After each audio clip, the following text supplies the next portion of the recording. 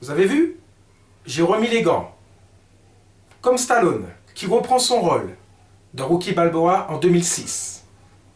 Après le Rocky 5 en 90, il a vraiment attendu, il a pris son temps pour remonter sur le ring. Ce que tout le monde attendait d'ailleurs.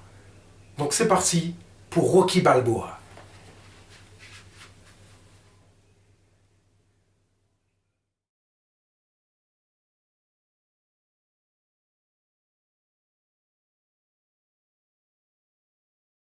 Stallone ne pouvait rester sur l'échec de Rocky 5. Un échec dû en partie par le fait que Stallone ne montait pas sur le ring. Quelle que soit la qualité du scénario, il faut que Rocky aille sur le ring affronter un adversaire. Alors, quand on regarde Rocky 4, on peut bien se rendre compte que le scénario a beau être très faible, eh bien, il faut qu'il y aille au combat. Ce sera chose faite avec Rocky Balboa.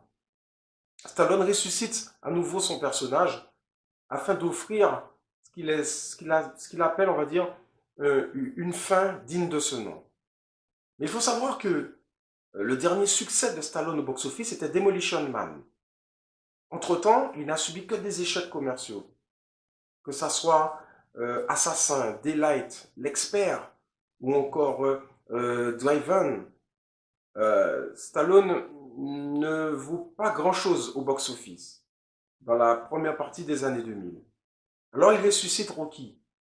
Et bien sûr, comme par magie, le succès est au rendez-vous. Le public suit, car le public n'a jamais cessé de suivre Rocky à partir du moment où il affronte un adversaire. Ce sera Mason Dixon. Pour cela, il a besoin de l'entraîneur d'Apollo Creed, Tony Burton, qui reprend son rôle. À côté de lui, il y a Paulie, Burt Young, toujours aussi mal dessiné, mais le personnage, il est là, il porte caution à la saga. Adrian n'est plus là. Alors, Sylvester Stallone aura cette idée de repartir à zéro encore une fois. Il est malin. Le scénario, c'est un peu du déjà vu.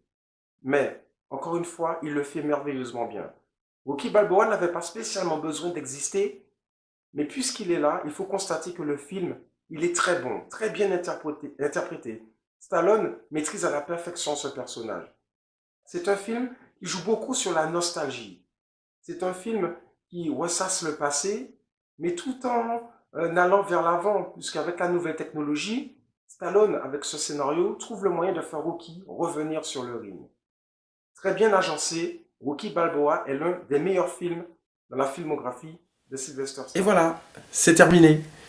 En tout cas, merci d'avoir suivi cette rétrospective, et on se donne rendez-vous pour Creed 2. Allez, salut!